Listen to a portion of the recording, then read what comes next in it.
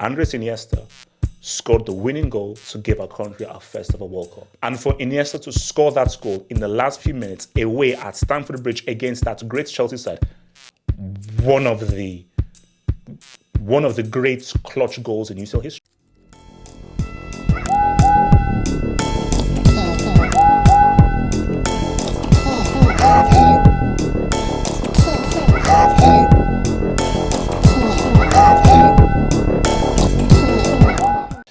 Andres Iniesta, he retires. It's official. And as I always do here, you see, I'm not like most of the other channels. I give you that real talk. When someone retires, I'm like, he was lovely, he was amazing, he saved the kids and everything he did was good. No, I critique your whole career and I talk about the great things you did and maybe the not so great things that you did. But off the bat, I'll be real with you, because I'll be honest. This might be one of the most near perfect, impeccable careers we've seen in football. So it wasn't hard for me when preparing for this video as to how do you poke holes in this guy's career? Because, whenever we do the football battles, one of the key things are L's. How many L's did you take? And some of your greatest legends, mine included, have L's. I don't think Iniesta has too many L's.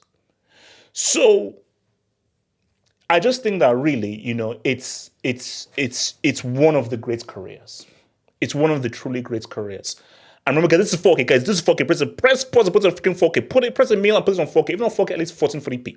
Do not, if you can't watch this video in either 1440p or 4K, unsubscribe and leave the channel right now. Okay?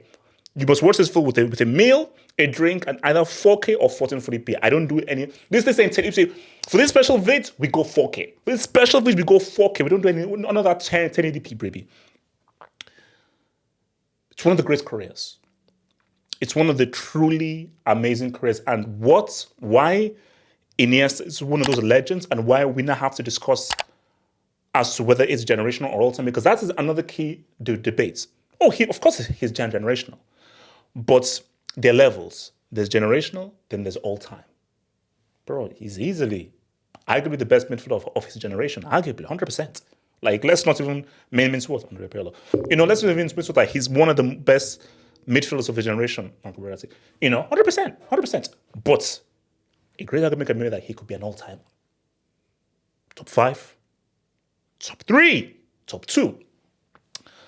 But when we look at this guy's career and what he was able to do, man, and I think what makes it so good is he did the 2 flex. To be truly great, you've got to do the 2 flex. What is the 2 flex? The 2 flex is ball for club, ball for country. If you ball for club, cool, you're a club legend. If you ball for country, cool, you're a damn legend that I respect, because I respect country more than club, but unless it's a World Cup. But let's look, but he balled for both. And he said what's up for both guys. But when you look at the UCL, a lot of people say Messi, and Messi was great. Messi is truly one of the greats of all time, and we recognize his truly rare talent. But have Barca won a UCL without Iniesta? With Messi being there, have they won that? Iniesta, an argument can be made. People may call me crazy for saying this, but we all watched those games. And arguments can be made. Iniesta was just as important to that Barca team as Messi was. You can make that argument. Of course, Messi was the superior, more dynamic player. But in terms of importance for that team and how that team functioned, they were probably as important as each other, because Messi relied upon his communication in the final third with Iniesta. Iniesta was vital for that, Barca's UCL and Barca's dominance. And when you talk of them being one of the greatest club sides we've ever seen, or maybe one of the greatest teams we've ever seen, Iniesta was one of the biggest reasons. And again, you could make a strong argument he was just as important of a player to that team as Messi was. You can make that argument. Because when you look at how the 1-2s, the give and goes, and what Iniesta and how he was able to create in that final third and in that attack, bro, Iniesta was just as important. He was huge. And we already know, and you see, Messi realized this afterwards. Many people do. And I hope Cristiano does realize this. The World Cup is real. It's real. Like, to even be in that all-time convo, I need a WC. I need a WC. Without a WC, you're not even allowed at the doors. Like high up like bouncers like in front of the club. Without a WC, you're not even allowed in the vicinity. The bouncers won't even see you. They don't even recognize you. So to be checked, to be allowed near the doors of the club, that VIP club, you need a WC. And he's got that WC. He's got that WC. So the accolades are there. But, and this is where it gets deep. I told you, it's real. It's one thing to be an Abelor. It's one thing to be a Mustafi where you just got on the train. You rode the coattails of a great team. But it's another thing to be pivotal to those successes. Now, this is going to hurt. This is going to be very painful, but I have a job to do. This is my job. And one of the sad things of this job is you have to recount painful memories. And this is one of the most painful memories. This is similar to Yakubu missing an open goal. This is similar to Nigeria not making the 06 World Cup or the 2022 World Cup. This is deep. Shout out to your boy of Rebel, but that's cool. See, when you talk about iconic moments, clutch moments, pivotal moments, remember, Chelsea were going to win that game. Chelsea should have won that game.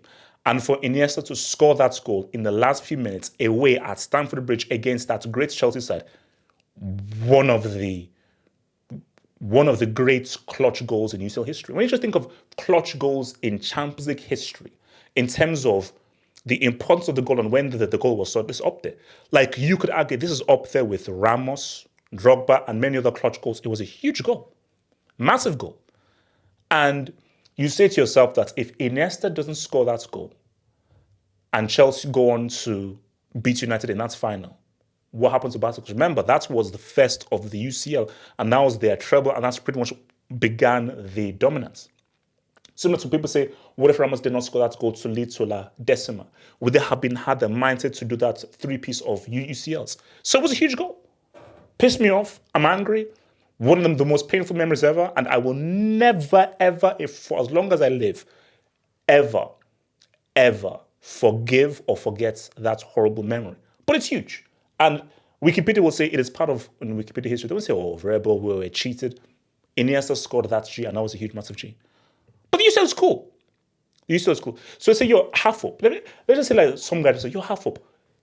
If there's one thing that you'd want in your life, one moment in your life, choose anything. Like, see your child be born. Live with an amazing, beautiful woman for like the rest of your life. Be the king of a temple. Own a universe. Just choose anything. It's one thing and one. And remember, you can only have one wish. And that would be to score the World Cup winning goal for my country.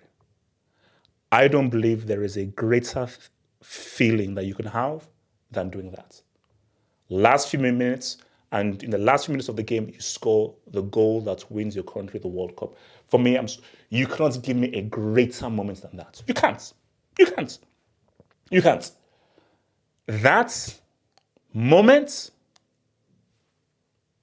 not only did you score the goal that gave your country the World Cup, you scored the goal that gave your country the first World Cup. For as long as we are in this planet and for as long as football lives, Spain will, and even if Spain win more World Cups, more Euros, remember that Andres Iniesta scored the winning goal to give our country our first ever World Cup. I'm sorry, guys, I can't think of anything greater than that. I can't. I'm sorry, bro. If I scored the goal to win Nigeria the World Cup, I don't need to live anymore. Like, I'm done. Like, there is nothing more I need to do. I'll just live on an island because you can't do anything greater. People may think I'm crazy. Oh, come on, that's childish. I'm sorry. You can't do anything greater on this planet than scoring the goal to win the World Cup for your country. You can't. And And that's why I say, look, if you win on penalties, it's still a win. It's still a win. Or if you score a goal that wasn't a winning goal, it's fine. But score the winning goal, the decisive goal. Now, it is 10 men tax. It is 10 men tax. It is against 10 men. But what an iconic moment. And easily the greatest moments of, like you asked Iniesta, what's the greatest moments of your career? 100%. The greatest moments of my career was scoring a walk-winning goal for my country. So when you look at Iniesta's resume, it's really good. it's like really good. Like when you look at all of the trophies Homeboy's won, it's really damn good. It's really damn good. You know, like there are not that many blemishes. There are really not that many blemishes in a career. Like it's UCLs, it's league titles, it's a World Cup, it's Euros, a World Cup, it's 2 Euros. You were a major part of a country that's won 3 international trophies in a row, 2 Euros and a World Cup. I mean, it's amazing. So then we have a discussion as to, we know Iniesta his generation 100%, but is he an all-timer? Is he better than Pirlo? Is he better than Zidane? Is he better than all these guys? Should he be seated as an all-time midfielder table? Do we talk of Iniesta as a true individual superstar midfielder? Or does he come in a package? So do we say Iniesta, do we say Iniesta Xavi? Or do we say Xaviesta? Because some people will say, no, Xavi was more important to that Spain-Barca team. People say, no, Iniesta was more important to that Spain-Barca team. Or a middle ground is Xavi was more important, Iniesta was a superior player. That's maybe the best middle ground because Xavi was the system and was the foundation for how everything worked, but Iniesta was the more talented, more dynamic footballer. Arguably had some of the best ball control you've ever seen. But you say to yourself that, can you really separate them? But now, people's arguments would be, well, if you look at that 14-15 season, treble-winning season, no, Xavi hardly featured. Iniesta was still a very major part of that. MSN, Iniesta was still a very major part of that. But can we separate the two? And did Iniesta need Xavi as much as Xavi needed Iniesta?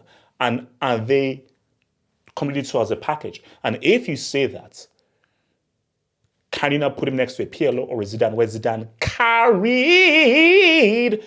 a team like France, and Pirlo was that dude who you put him in heaven, hell, or on earth, or in freaking Krypton, or in Metropolis, Pirlo's going to ball. Because Pirlo changed the dynamic of a damn team. So I'm not putting it out there because this is our conversation as is Iniesta the greatest midfielder of all time? Is he a top midfielder of all time? Because where do we rank him? Because I do believe you can forget arguably the best of his generation, arguably. Although if Morocco moves to a proper club, different combo. But you can make the arguments that he's not. That argument can be made. So there's some guys who you can't even make that argument. You can make an argument of him being an all-time, 100%. But do you win that argument? And can you separate him from Xavi? And similar to, you look at the teams he was in. I still feel he was one of the best players for those teams. But you look at Spain. Was Spain led by Iniesta? Was Iniesta the star of that team? Was he the face of that team? Or was he just a part of an excellent team? Barcelona, I told you of his importance, same thing with Messi. But what did we say about that 2011 team that gave Fergie epilepsy? It's arguably one of the greatest performances we've ever seen by his side in a final. So, should we be praising Iniesta as a supreme, amazing individual who elevated a team and stood out from the team? Or is he part of an excellent collective? A major part and a huge, talented part of a great collective? These are the questions we ask. This is football. These are the hard questions we ask. And again, when we have a discussion on the Hangouts about this, that's what we could have. Because yes, it's a celebration. Yes, it's an appreciation of one of the great careers we've ever seen, an incredible resume, and one of the greatest midfielders of all time in terms of performance, in terms of big moments, in terms of talent, in terms of importance, and in terms of trophies won, and in terms of contributions to those trophies. But is he better than a Zidane? Is he better than a Drea Pirlo? That's the debate we're going to have. That's the discussion we're going to have. But wherever you land there, one thing is for certain. Iniesta is a legend. And as he retires, it is a debate that can be had as to, is Iniesta taking everything into account? Talents, big moments, trophies won, contribution to trophies won. If you take everything into account, is he the greatest midfielder of all time?